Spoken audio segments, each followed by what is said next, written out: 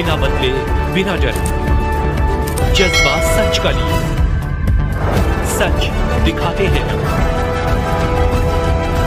इल्जाम न्यूज के साथ मैं हूं Ali Nawaz. T20 world cup के लिए पाकिस्तानी खिलाड़ियों का ऐलान कर दिया गया है। क्या पाकिस्तानी खिलाड़ियों का ऐलान मेरिट पे हुआ है? साबिक क्रिकेटर ने बहुत ज्यादा तनकीद का निशाना बनाया है। एक खिलाड़ी ने कहा है कि पाकिस्तान टीम का ऐलान जो है आंखों में पट्टी बांध कर किया गया है। एक खिलाड़ी ने कहा है कि दोस्ती यारी को बहुत ज्यादा निभाया गया है। आइए मैं शायकीन क्रिकेट से बात करता हूँ कि पाकिस्तान क्रिकेट टीम का ऐलान मेरिट पे हुआ है या नहीं।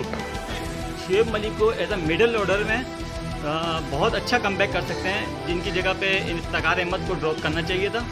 और इस वक्त अगर आप हमारा स्ट्राइक रेट देखें तो वो बहुत ही कम है ओपन का, क्योंकि बाबर रिजवान बहुत ज़्यादा स्लो खेलते हैं, जिसकी वजह से पाकिस्तानी मिडिल ऑर्डर को बहुत मुश्किलात का सामना करना पड़ता है। कीपर जो है ना मेरे सरफराज अहमद ऐसी शख्सियत है कि उनको लाजमी इस वर्ल्ड कप में चांस ज़रूर देना चाहिए। हारिस के ऊपर जो है ना उनको तरजीह देनी चाहिए और सरफराज मेरे ख्याल से सरफराज बेस्ट है। मलिक को लाजमी आना चाहिए था और उसके अलावा ये लोग लेके गए थे एशिया कप में हैदर अली को, जिसको बिल्कुल भी चांस नहीं दिया। तो मेरे ख्याल से इनको चांस देना चाहिए। सिर्फ है हमारे पास इमाद वसीम है जो अटैकिंग ओवर बहुत अच्छे करता है, तो उसको अच्छा देना चाहिए था चांस। कारकर्दगी को देखते हुए मिडिल ऑर्डर में हमारी काफ़ी कमजोरियां थी, जिसको शुएब मलिक वो कमी को पूरा कर सकते थे। मेरे ख्याल से उनको होना चाहिए था। उनकी जगह इफ्तिखार अहमद को आराम करवाना चाहिए था।